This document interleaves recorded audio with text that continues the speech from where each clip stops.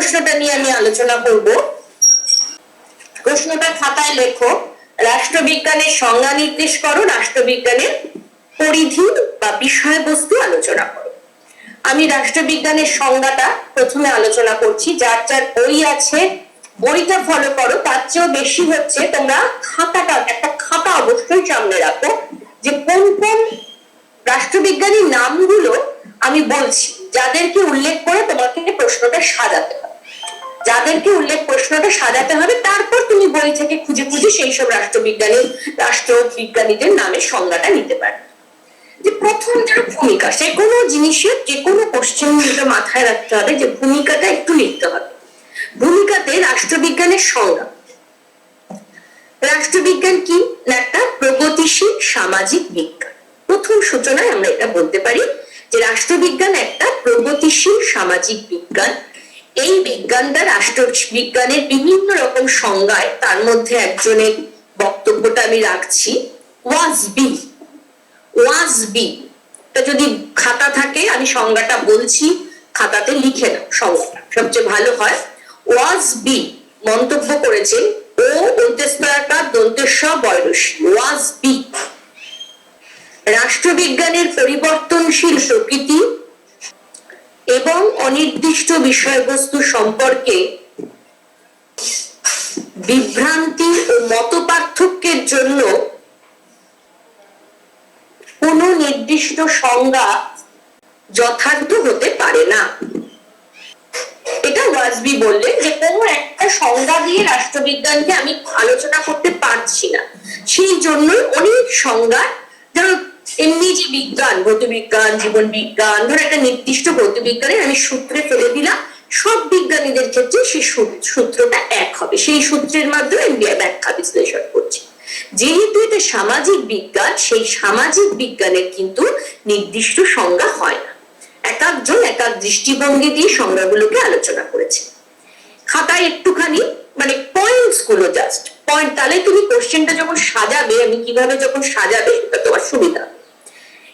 বিভিন্ন দৃষ্টিকোণ থেকে আলোচনা করেছে। সেই দৃষ্টিকোণগুলো কি? একটা রাষ্ট্রকেন্দ্রিক সংজ্ঞা বলেছে, 2 নম্বর বলেছে রাষ্ট্র নিরপেক্ষ আধুনিক সংজ্ঞা, আর মানে 3 নম্বর বা গখ গদায় ভালো, গখ গদাও মার্ক্সীয় সংজ্ঞা। আগের দিন যে ক্লাসে ছিল সে জানে যে আমি আগের দিনও কিন্তু লাস্টে মার্ক্সের সংজ্ঞা দিয়ে শেষ করেছিলাম। রাষ্ট্রকেন্দ্রিক সংজ্ঞা, রাষ্ট্র নিরপেক্ষ আধুনিক সংজ্ঞা আর মার্ক্সীয় সংজ্ঞা। রাষ্ট্রকেন্দ্রিক সংজ্ঞাটা কি? অর্থাৎ রাষ্ট্রকে কেন্দ্র করে যে সংজ্ঞাগুলো বলেছে, অর্থাৎ রাষ্ট্র দ্বারা বলছে কি যে না, রাষ্ট্রবিজ্ঞানের বিষয়বস্তু রাষ্ট্রকে নিয়ে, রাষ্ট্রবিজ্ঞানের বিষয়বস্তু রাষ্ট্রকে বাদ দিয়ে না। যেহেতু মানুষ রাজনৈতিক জীব, তাই রাষ্ট্রকে কেন্দ্র করে মানুষের জীবন আবর্তিত হয়, এটা হচ্ছে মূল কথা। এই নিয়ে যে আলোচনা করেছে এই রাষ্ট্রবিজ্ঞানীদের নামগুলো একটু খাতায় লিখে রাখো। তুমি যদি প্রশ্ন আসে অনেক সময় যে রাষ্ট্রকেন্দ্রিক আলোচনা করেছেন বা সাবেকি আলোচনা করে, সাবেকি অভিমতকারী রাষ্ট্রবিজ্ঞানীদের নাম গার্নার, গেটেল, ব্লুমসলি,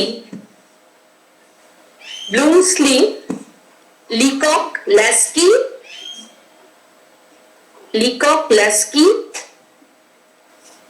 সিলি, সিলি প্রমুখ। এনারা হচ্ছে এই সাবেকি, অর্থাৎ রাষ্ট্রকে নিয়ে যে রাষ্ট্রবিজ্ঞান আলোচনা করেছেন তা সেই মতের প্রবক্তা। ল্যাস্কি মনে করছেন, ল্যাস্কির সংজ্ঞাটা তোরা দিন, ল্যাস্কিটা লিখে রাখ, সংজ্ঞাটা তো মনে রাখতে পারবি না, সংজ্ঞাটা শোন, বইতে আছে, ওটা আন্ডারলাইন করে নিবি, যাদের যাদের নাম বললাম। সবারটাও দরকার নেই, ল্যাস্কিটা লিখে রাখছি, ল্যাস্কি সংজ্ঞাটা দিতে হবে। ল্যাস্কি বলছেন প্রথম কথা, সংগঠিত রাষ্ট্রের সঙ্গে সম্পর্কের পরিপ্রেক্ষিতে মানুষের জীবন বিশ্লেষণ করাই রাষ্ট্রবিজ্ঞানের কাজ। যেটা রাষ্ট্র থাকবে সেই রাষ্ট্রের মধ্যে মানুষের জীবনটাকে কিরকম ভাবে সেটা বিশ্লেষণ করাই রাষ্ট্রবিজ্ঞানের কাজ। এটা ইনভার্টেড কমার মধ্যে রাখবে। উনি রাষ্ট্রবিজ্ঞানটা কি, কেমন, কি বিষয়বস্তু, উনি এইভাবে আলোচনা করেছেন যে রাষ্ট্রবিজ্ঞান একটা সংগঠিত রাষ্ট্রের মধ্যে মানুষের জীবনটাকে বিশ্লেষণ করে রাষ্ট্রবিজ্ঞান। গার্নার এটা ভেরি ভেরি ইম্পর্টেন্ট। এই কথাটা, এই লাইনটা প্রচুর প্রশ্নে, শর্ট কোশ্চেনে আসে। রাষ্ট্রকে নিয়েই রাষ্ট্রবিজ্ঞানের আলোচনা শুরু ও সমাপ্তি। রাষ্ট্রকে নিয়েই রাষ্ট্রবিজ্ঞানের আলোচনা শুরু ও সমাপ্তি। তার মানে তার বাদ দিয়ে উনি কিছু বলতেই পারছেন না যে রাষ্ট্র থাকবে না রাষ্ট্রবিজ্ঞানের আলোচনায়, আর কিচ্ছু দরকার নেই। রাষ্ট্রের যা কিছু, রাষ্ট্রের যাবতীয় আলোচনা সবই হচ্ছে, যা আলোচনা রাষ্ট্রকে নিয়ে সবই হচ্ছে রাষ্ট্রবিজ্ঞানের অন্তর্ভুক্ত। গার্নার বললেন এই বক্তব্যটা, তোমরা গার্নারেরটা লিখে রাখো, যে গার্নার যে নামগুলো প্রথমে লেখালাম তার মধ্যে দিয়ে আন্ডারলাইন করতে থাকো। গার্নারের সংজ্ঞা দিতে হবে, ল্যাস্কির সংজ্ঞাটা দিতে হবে। আচ্ছা, সিলি, সিলি একটু আবার কি বললেন, একটু বড় বড় মন্তব্য, যদি সম্ভব হয় লিখো, তবু আমি বোঝানোর জন্য বুঝিয়ে দিচ্ছি। যেহেতু এবারে মানে খুব কম প্রশ্ন হয়তো রেডি করা যাবে, কিন্তু যে প্রশ্নটা রেডি করতে হবে সেই প্রশ্নটা যেন ভালোভাবে রেডি হয়, হ্যাঁ, সেই প্রশ্নটার মানটা যেন ভালো হয়। সিলি মনে করেন রাষ্ট্রীয় অর্থনীতির প্রধান আলোচ্য বিষয় কি? রাষ্ট্রীয় সম্পদ। বিদ্যার যেমন জীবন, বীজগণিতের যেমন সংখ্যা, জ্যামিতির যেমন আয়তন, তেমনি রাষ্ট্রবিজ্ঞানের প্রধান আলোচ্য বিষয় হলো রাষ্ট্র ও সরকার। সুন্দর করে ব্যাখ্যা করেছেন, হ্যাঁ, যে প্রত্যেকটা জিনিসের যেরকম অর্থনীতি যেমন রাষ্ট্র সম্পদে, জীববিদ্যায় জীবন নিয়ে, বীজগণিতে সংখ্যা নিয়ে, জ্যামিতিতে আয়তন নিয়ে, রাষ্ট্রবিজ্ঞানের আলোচনায় প্রধান কি? রাষ্ট্র ও সরকার। এইভাবে তিনি ব্যাখ্যা করলেন সিলির বক্তব্যটা। আচ্ছা, গিলক্রিস্ট, পল জানে, এরাও রাষ্ট্র ও সরকারকে প্রধান বলেছেন, এইভাবে লিখলে। আর গেটেল, এই মন্তব্যটা একটু লিখবে, গেটেলের মন্তব্যটাও খুব ইম্পর্টেন্ট আসে। গেটেলের মতে রাষ্ট্রের অতীত, বর্তমান ও ভবিষ্যৎ নিয়ে রাষ্ট্রবিজ্ঞান আলোচনা করে। রাষ্ট্রের অতীত, বর্তমান ও ভবিষ্যৎ নিয়ে রাষ্ট্রবিজ্ঞান আলোচনা করে। এটা একটুখানি ভালো করে সুন্দর করে শুনে রাখো, যে রাষ্ট্রের কিভাবে সৃষ্টি, তার অতীত, তার বর্তমান এবং রাষ্ট্র কি হবে। ধরো যেমন আছে আলোচনায় যে রাষ্ট্র একটা সময় সমাজতান্ত্রিক, গণতান্ত্রিক থেকে আস্তে আস্তে সমাজতান্ত্রিক, সমাজতান্ত্রিক থেকে সাম্যবাদী, বিভিন্ন ভাবে আমরা রাষ্ট্রের রূপের পরিবর্তন দেখব। অর্থাৎ রাষ্ট্রের অতীত, রাষ্ট্রের বর্তমান, রাষ্ট্রের ভবিষ্যৎ নিয়ে আলোচনা করছেন গেটেল। তাহলে আমি এইটুকুন বলে আমি আবার পরপর আসছি যে কোশ্চেনটা কিভাবে সাজানো হবে। প্রথমে ভূমিকা দেওয়ার পরে ওয়াজবির মন্তব্যটা আমি যেটা বললাম যে কি নিয়ে আলোচনা করে, দিয়ে তিনটে দৃষ্টিভঙ্গি পরপর সাজালে। রাষ্ট্রকেন্দ্রিক সংজ্ঞা ক, খ রাষ্ট্র নিরপেক্ষ আধুনিক সংজ্ঞা, গ মার্ক্সীয় সংজ্ঞা। তিনটে ভাবে তুমি ভাগ করবে। প্রথম ভাগে ক ভাগে এসে গেল রাষ্ট্রকেন্দ্রিক সংজ্ঞা, প্রথম ভাগে এসে গেল রাষ্ট্রকেন্দ্রিক সংজ্ঞা, ঠিক আছে। সেইটা রাষ্ট্রকেন্দ্রিক সংজ্ঞাটা একটু কি বললাম, বই থাকলে একটু দেখো কিভাবে সাজাবে। প্রথমে Garner, Gettell, ব্লুমসলি, Gilchrist, Leacock, Laski, জন সিলি, ল্যাস্কি দিবে, তারপরে গার্নার দেবে, তারপরে সিলি দেবে, তারপর গিলক্রিস্ট, পল জানে, রাষ্ট্রবিজ্ঞান রাষ্ট্র সরকার উভয়কে নিয়ে আলোচনা করেছেন। আর গেটেল রাষ্ট্রের অতীত, বর্তমান ও ভবিষ্যৎ নিয়ে রাষ্ট্রবিজ্ঞান আলোচনা। এটা যদি ভালো করে শোনো তাহলে সুন্দর করে এই বক্তব্যগুলো সাজাতে পারবে। হয়ে গেল ম্যাম? এরপরে ম্যাম, হ্যাঁ হ্যাঁ বলছি, ওয়াজবির মতবাদের লাস্টের দিকটা একটু বলুন না। আচ্ছা, আমি পুরোটা বলছি, কোন জায়গাটা তোর সমস্যা মিলিয়ে নে, ঠিক আছে। রাষ্ট্রবিজ্ঞানের পরিবর্তনশীল প্রকৃতি এবং অনির্দিষ্ট বিষয়বস্তু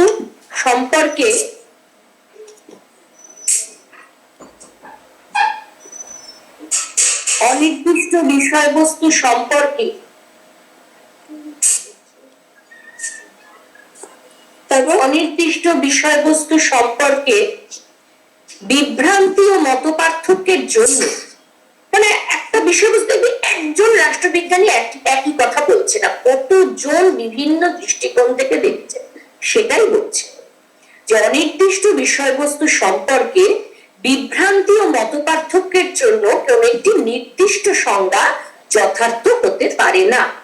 কোন একটি নির্দিষ্ট সংজ্ঞা যথার্থ হতে পারে না। বুঝে গেল? হ্যাঁ হ্যাঁ ঠিক আছে। ঠিক আছে, এবার তিনটে ভাগ করে নিবি। এবার এই যে এতগুলো রাষ্ট্রবিজ্ঞান বা সাবেকি অভিমত যেটা বলার পরে দেখা যাচ্ছে যে রাষ্ট্রীয় প্রতিষ্ঠান বা সরকার ছাড়াও আরো অনেক কিছু বর্তমান রাজনীতিতে আছে। বিভিন্ন বেসরকারি প্রতিষ্ঠান আছে, রাজনৈতিক দল আছে, চাপ সৃষ্টিকারী গোষ্ঠী আছে। এইগুলো রাষ্ট্রকেন্দ্রিক সংজ্ঞার মধ্যে নেই, উপস্থিত নেই। মানে ব্যক্তিকে গুরুত্বপূর্ণ দেওয়া হয়নি, ব্যক্তিকে শুধু রাষ্ট্র রাষ্ট্র রাষ্ট্র বলা হচ্ছে এবং সরকার, রাষ্ট্রটা হচ্ছে সরকার। ব্যক্তি কেন্দ্রিক আরো অনেক প্রতিষ্ঠান আছে, সেই গোষ্ঠীগুলোকে আলোচনার মধ্যে আনা হয়। সেই জন্য আবার একটা আধুনিক সংজ্ঞা বিভিন্ন রাষ্ট্রবিজ্ঞানী দিলেন। সেই আধুনিক সংজ্ঞাগুলোকে কি বলা হচ্ছে? রাষ্ট্র নিরপেক্ষ আধুনিক সংজ্ঞা, বা বইতে পাবি অরাষ্ট্রকেন্দ্রিক সংজ্ঞা বা আধুনিক মতের আলোচনা। দুরকম, সব রকম পাবি। যে বই লিখিস, কোন বই থেকে লিখিস, কোনো সমস্যা নেই, যে কোনো একটা বই পড়িস, হ্যাঁ, আর এই রাষ্ট্রবিজ্ঞানিক সংজ্ঞাগুলোকে সাজাস, আর কিছুই না। যেভাবে যে প্রসেসে বলছি সেই প্রসেসে সাজাস, লিখিস, খাতায় লিখিস। আমি বারবারই বলছি, প্রজেক্ট কি হবে আমি জানি না, কিভাবে কি, এই খাতাগুলোই দরকার হলে প্রজেক্টে দেওয়া হবে। বিংশ শতাব্দীর গোড়ার দিকে কি হলো, এই রাষ্ট্রকেন্দ্রিক আলোচনাকে নাকচ করে রাষ্ট্রবিজ্ঞানীরা ব্যক্তি ও গোষ্ঠীর আচরণকে গুরুত্ব দিলেন। তাদের মতে কি বললো, যে রাষ্ট্রবিজ্ঞান শুধু সরকার নয়, শুধু সেই শাস্ত্র নিয়ে আলোচনা করছে না, আরো এর সাথে কি যুক্ত করলেন? বেসরকারি প্রতিষ্ঠান, রাজনৈতিক দল, ব্যক্তির আচার আচরণ, চাপ সৃষ্টিকারী গোষ্ঠী প্রভৃতি নিয়েও আলোচনা করে। আর গতদিন বলেছিলাম, যারা ক্লাসে ছিলি জানিস, যে আচরণবাদী রাষ্ট্রবিজ্ঞানী কয়েকজন নাম বলেছিলাম। একজন বলেছিলাম ডেভিড ইস্টন, একজনকে বলেছিলাম রবার্ট ডাল। এগুলো একটু মনে রাখতে হবে, কেন শর্ট কোশ্চেনে এসে আসে এগুলো। দুজন আচরণবাদী রাষ্ট্রবিজ্ঞানীর নাম তোমাকে লিখতে হবে, ডেভিড ইস্টন, রবার্ট ডাল। আবার ওদের কে কে অরাষ্ট্রকেন্দ্রিক সংজ্ঞা দিয়েছেন, তার মধ্যে তুমি আবার সেই ইস্টনের নাম বললে, তুমি ল্যাসওয়েলের নাম বললে, মিলার, অ্যালান বল, এই চারটে নাম লিখে রাখতে পারো। যে অরাষ্ট্রকেন্দ্রিক বা আধুনিক রাষ্ট্র নিরপেক্ষ মতে মত দিয়েছেন রাষ্ট্রবিজ্ঞানীর মধ্যে ল্যাসওয়েল, মিলার, অ্যালান বল প্রমুখ, ডেভিড ইস্টন আছেন প্রমুখ।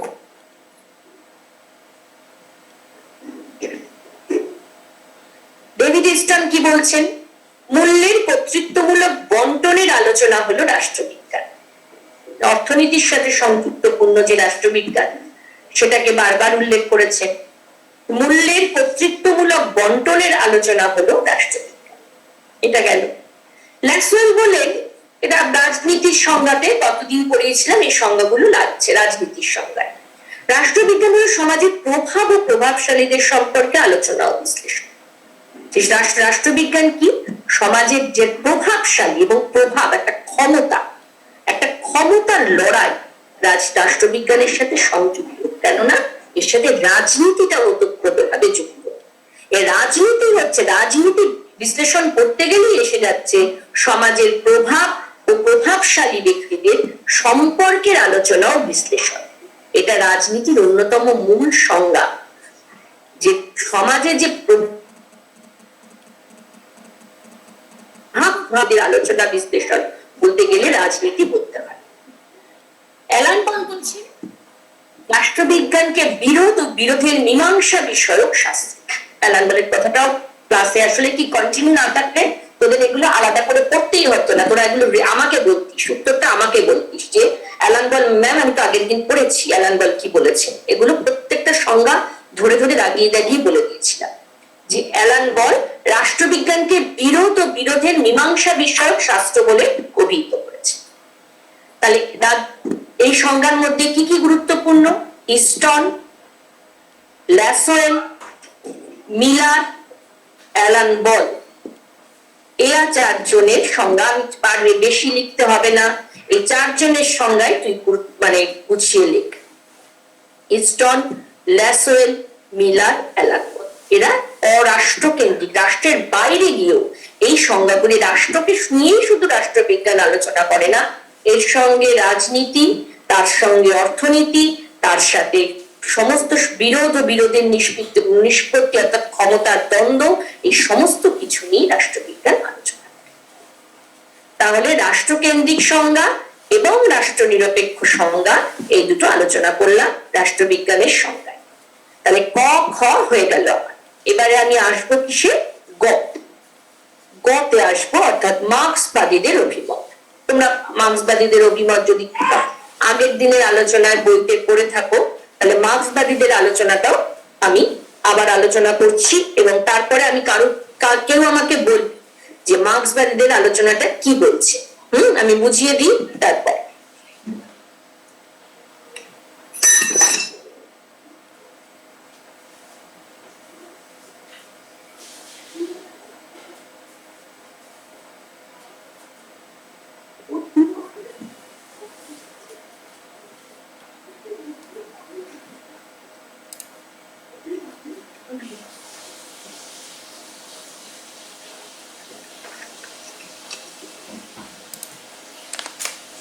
মার্ক্সবাদীদের সংজ্ঞা।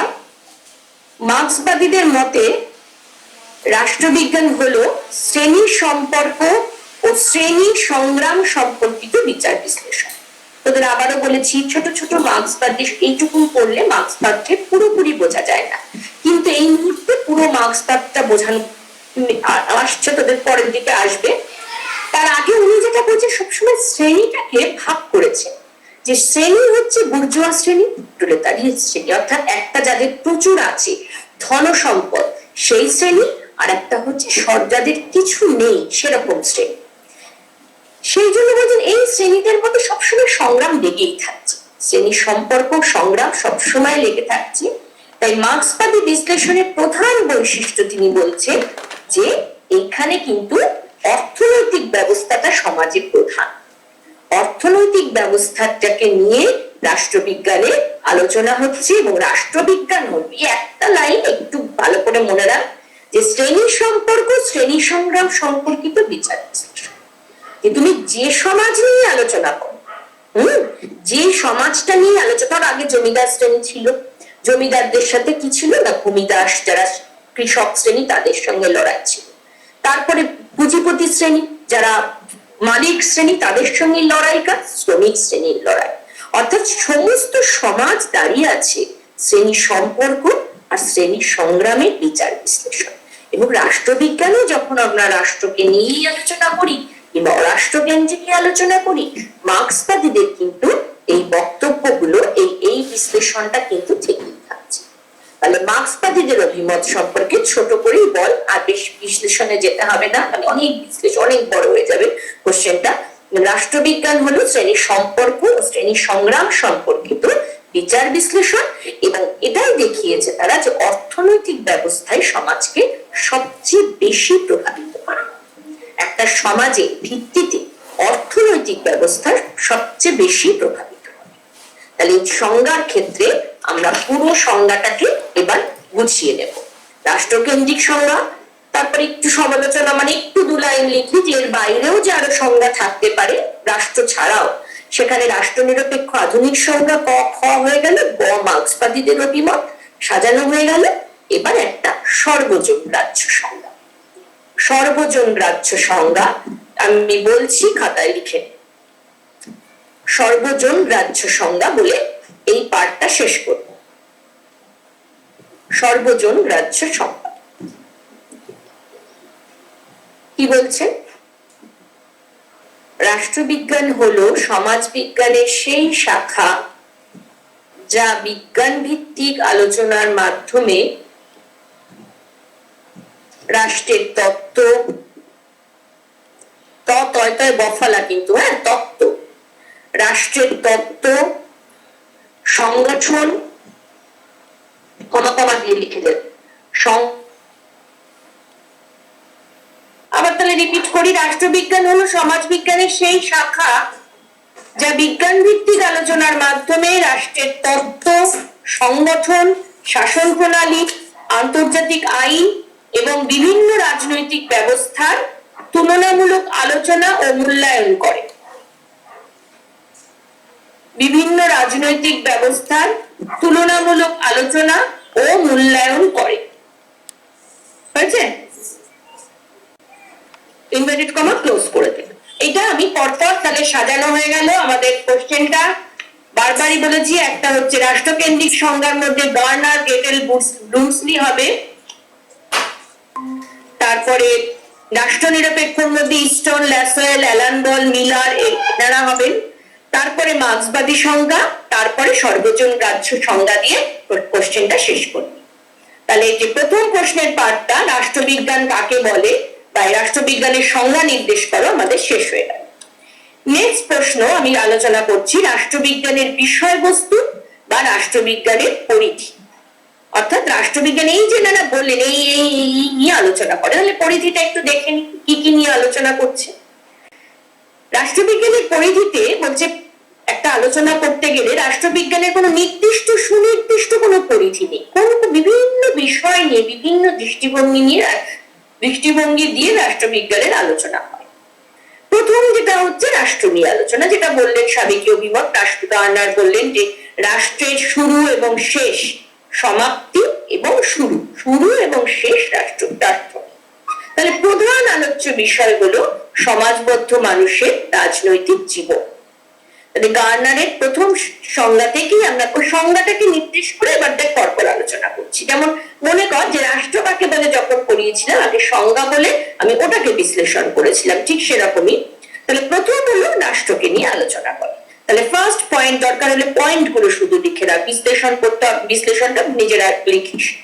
ফার্স্ট ক দিয়ে রাষ্ট্র নিয়ে আলোচনা, প্রথম পয়েন্টে রাষ্ট্র নিয়ে আলোচনা গেল। সেকেন্ড খ দিয়ে সরকার নিয়ে আলোচনা। খ হচ্ছে সরকার নিয়ে আলোচনা, যে রাষ্ট্র আমরা জানি একটা বিমূর্ত, তাকে দেখা যাচ্ছে না, তাকে আমরা কিভাবে দেখতে পাচ্ছি, কি নিয়ে তার চোখের সামনে আমাদের ভাসছে, সরকার। সরকারকে ছাড়া আমরা রাষ্ট্রের আলোচনা করতে পারি না। তাই বলেছেন যে রাষ্ট্রবিজ্ঞান রাষ্ট্র সরকার নিয়ে আলোচনা করে, গিলক্রিস্ট বলেছেন। তুমি একটা করে বিশ্লেষণ করলে আর তার সাথে যে রাষ্ট্রবিজ্ঞানী সেই কথাটার সাথে সমজাতীয় কথা বলেছে বা মন্তব্য করেছে, সেই মন্তব্যটা তুলে ধরবে, তাহলে জিনিসটা আরো বেশি তোমার অথেন্টিক হবে। যে হ্যাঁ, এই গিলক্রিস্ট বলেছিলেন রাষ্ট্র সরকারকে নিয়ে আলোচনা করে, সাথে সাথে আমি সংজ্ঞাটাকে বিশ্লেষণ করে দিচ্ছি যে বক্তব্যটা কিরকম। যে রাষ্ট্র বিমূর্ত ধারণা, রাষ্ট্রকে নিয়ে সরকারের মাধ্যমেই রাষ্ট্রের রূপ পরিগ্রহ হয়, তাহলে একটা রাষ্ট্রবিজ্ঞানে কি আলোচনা হয়, রাষ্ট্র সরকার উভয়কে নিয়ে আলোচনা হয় বলে গিলক্রিস্ট বলেছেন। ব্যাস হয়ে গেল। 3 লাইনের উত্তর হোক, 4 লাইনের উত্তর হোক, প্রশ্ন ব্যাখ্যাটা হোক, কিন্তু ব্যাখ্যাটা একদম কমপ্লিট, যেটা এর মধ্যে কোনো দ্বিধা থাকলো না। সেকেন্ড পয়েন্ট হয়ে গেল সরকার নিয়ে আলোচনা। 3 নম্বর পয়েন্টে আমি বলবো আইন নিয়ে আলোচনা। কিভাবে আইন নিয়ে আলোচনা হয়? সরকার প্রণীত আইনও কিন্তু রাষ্ট্রবিজ্ঞানের আলোচ্য বিষয়। রাষ্ট্রের অন্যতম কাজ কি? আইন তৈরি করা, আইনকে বাস্তবায়িত করা, সেই সঙ্গে কি আইন ভঙ্গকারীকে শাস্তি দেওয়া। তাহলে রাষ্ট্রবিজ্ঞানের আলোচ্য বিষয় 3টি, যথা রাষ্ট্র, সরকার, আইন। এ প্রসঙ্গে একজন রাষ্ট্রবিজ্ঞানী কি বলেছেন, সাথে সাথে তুমি উদাহরণ দিয়ে দেবে। উইলবি বলেছিলেন রাষ্ট্রবিজ্ঞানের আলোচ্য বিষয় 3টি, রাষ্ট্র, সরকার, আইন। এসে গেল। আমি রাষ্ট্র নিয়েও বলেছি যে হ্যাঁ রাষ্ট্রবিজ্ঞান রাষ্ট্র নিয়ে আলোচনা করে।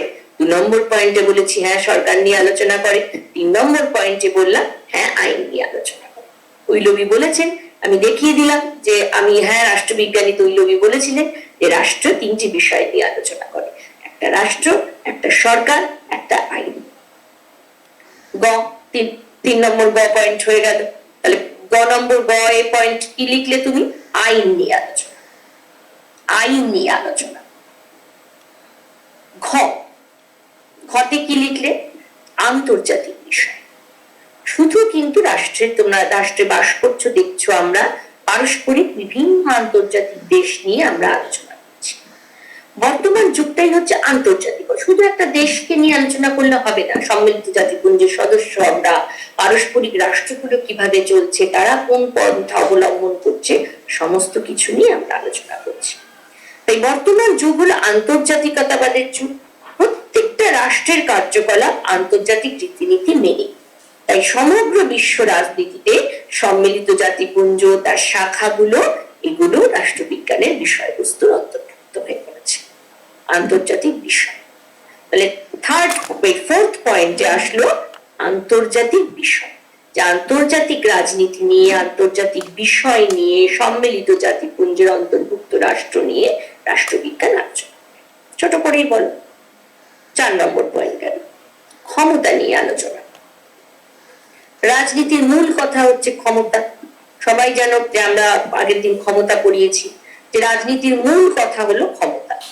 রাজনৈতিক দলগুলি ক্ষমতার দুর্গে বাস করতে চায় এবং সেই জন্য সবসময় একটা ক্ষমতার লড়াই, দ্বন্দ্ব কাজ করে। আমি আগের দিন বলেছিলাম যে একটা শিশুদের মধ্যে, দুটো শিশুর মধ্যে একটা পুতুল নিয়ে ঝগড়া বেঁধেছে। দুটো শিশুই চাইছে সেই পুতুলটাকে করায়ত্ত করতে। তার মা তখন এসে হয়তো তার প্রভাব খাটিয়ে তার এই বিরোধটাকে মীমাংসা করছে। অর্থাৎ একবার দ্বন্দ্ব সৃষ্টি হলো আর সেই বিরোধের নিষ্পত্তি ঘটলো। এটাও রাজনীতি। তাই প্রভাবশালী ব্যক্তি সবসময় চেষ্টা করে কি, এই দ্বন্দ্ব এবং বিরোধের নিষ্পত্তি ঘটাতে প্রভাবশালী ব্যক্তির ক্ষমতা প্রয়োগ করতে হয়। তাই জন্য ক্ষমতা নিয়ে আলোচনাও হচ্ছে রাজনীতির বিষয়, এই রাষ্ট্রবিজ্ঞানের বিষয়বস্তু। মূল্যবোধ নিয়ে আলোচনা করে কিরকম, রাষ্ট্রবিজ্ঞান কেমন হওয়া উচিত, রাষ্ট্রবিজ্ঞান উচিত কোনটা ঠিক হওয়া উচিত, মূল্যবোধের উপর গুরুত্ব দেয়। তাহলে মূল্যবোধ নিয়ে আলোচনা করে। শ্রেণীগত সম্পর্ক নিয়ে আলোচনা করে। শ্রেণীতে শ্রেণীতে সংগ্রাম চলে, আমরা জানলাম, একটু আগে পড়েছি, দেখো মার্ক্সবাদীদের সব অভিমতে যে মানুষের সমাজ শ্রেণী সংগ্রামের ইতিহাস। তাই আমরা রাষ্ট্রবিজ্ঞানের শ্রেণী সংগ্রামের ইতিহাসও পড়ব, এটাও অন্তর্ভুক্ত। আমাদের শ্রেণী সংগ্রামের ইতিহাস পড়তে হয়, তাহলে শ্রেণী সংগ্রামের এই ইতিহাসও রাষ্ট্রবিজ্ঞানের অন্তর্ভুক্ত। একটা পয়েন্ট গেল। তাহলে আমাদের এটা এরকম করে করে আমাদের দেখা যাচ্ছে 6-7 নম্বর হয়ে গেল, যে এতগুলো নিয়ে রাষ্ট্রবিজ্ঞান আলোচনা করে। তারপরে রাষ্ট্রের অতীত, বর্তমান, ভবিষ্যৎ নিয়ে আলোচনা করে। রাষ্ট্রের ধারণা পেতে গেলে দেখছো আমরা প্রথম থেকে যে পড়ছি, রাষ্ট্রের অতীত নিয়ে আলোচনা করলাম। প্রথম দ্বিতীয় চ্যাপ্টারটা যে পড়ালাম, কিভাবে রাষ্ট্রের উৎপত্তি হলো, অতীত, বর্তমান, ভবিষ্যৎ নিয়ে আলোচনা করে। এতগুলো বিষয় নিয়ে আলোচনা করার পরে কিন্তু রাষ্ট্রবিজ্ঞানের এই বিষয়টাই, যে বইটা তোমার নির্দিষ্ট হয়েছে, সমস্ত কিছু দেখবে তোমাদের 11, 12, একাদশ, দ্বাদশ শ্রেণী পড়বে, সবকিছু নিয়ে রাষ্ট্রবিজ্ঞান আলোচনা করেছে। এত কিছুর পরে বই ছাড়া হবে না, এভাবে মানে ভালো করে বই থেকে পড়বে। ইউনেস্কো 1948 খ্রিস্টাব্দে, ইউনেস্কোর নামটা হয়তো তোমরা ক্লাস 10 এর একটু ইতিহাসে পড়বে, যে এটা ইউএনেরই একটা শাখা ইউনেস্কো।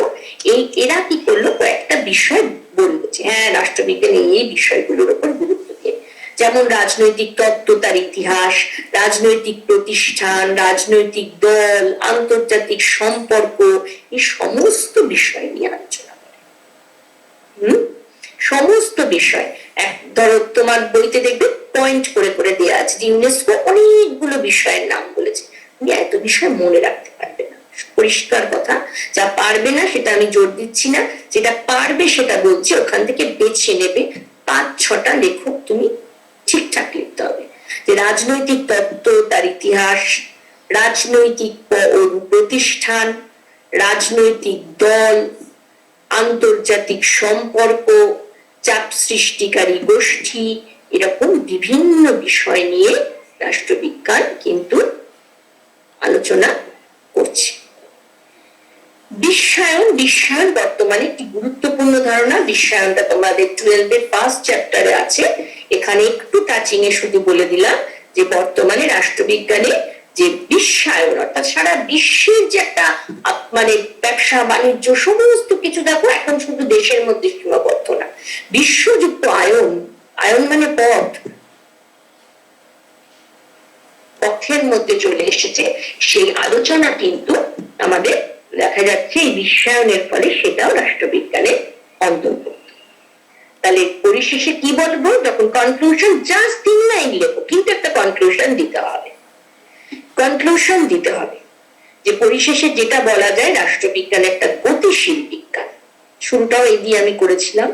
এর বিষয়বস্তু আলোচনার ক্ষেত্র ছোট গণ্ডির মধ্যে এটাকে আবদ্ধ রাখা সম্ভব না।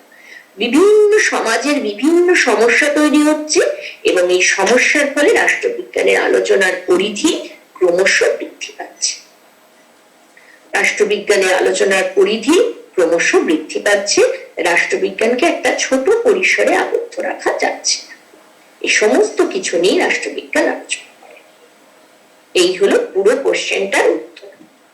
প্রথমে রাষ্ট্রবিজ্ঞান কাকে পর সংজ্ঞা গেল, তারপর তার পরিধি গেল।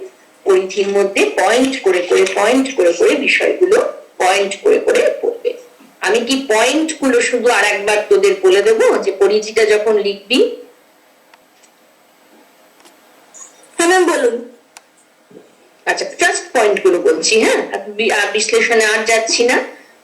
ক খ গ দিয়ে যদি করিস, ক রাষ্ট্র নিয়ে আলোচনা, খ সরকার নিয়ে আলোচনা, গ আইন নিয়ে আলোচনা, ঘ আন্তর্জাতিক বিষয়, ক্ষমতা নিয়ে আলোচনা, চ মূল্যবোধ নিয়ে আলোচনা, ছ শ্রেণীগত সম্পর্ক নিয়ে আলোচনা, বর্গীয় জ রাষ্ট্রের অতীত বর্তমান ও ভবিষ্যৎ নিয়ে আলোচনা, ঝ ইউনেস্কো নির্দেশিত আলোচ্য বিষয়। ইউনেস্কো নির্দেশিত আলোচ্য বিষয় বাংলাতে লিখতে পারিস, ইংরেজিতে লিখলে একটু ক্যাপিটাল লেটারে লিখতে হবে, UNESCO এরকম করে। বাংলা শব্দে উচ্চারণের অন্যভাবে লেখ। ইউনেস্কো নির্দেশিত আলোচ্য বিষয়। বিশ্বায়ন, ছোট্ট করে বিশ্বায়ন দিয়ে শুয়ে উপসংহারে চলে যাবে। পরিশেষে বলা যায় বলে রাষ্ট্রবিজ্ঞান তো শুধু একটা সীমাবদ্ধ নয়, পরিধি ব্যাপক, ক্রমশ বৃদ্ধি পাচ্ছে, রাষ্ট্রের সমস্যা দেখা দিচ্ছে, রাষ্ট্রের আলোচনার পরিধি অনেক বৃদ্ধি পাচ্ছে। খুব ইম্পর্টেন্ট প্রশ্ন। আমি এই চ্যাপ্টার থেকে দুটো প্রশ্নই করালাম, দুটো বড় প্রশ্ন। খেয়াল থাকবে যেন এই দুটো বড় প্রশ্নই করাবো আমি, নেক্সট দিন 3rd চ্যাপ্টারে যাব। আচ্ছা, তাহলে আজকে শেষ করছি।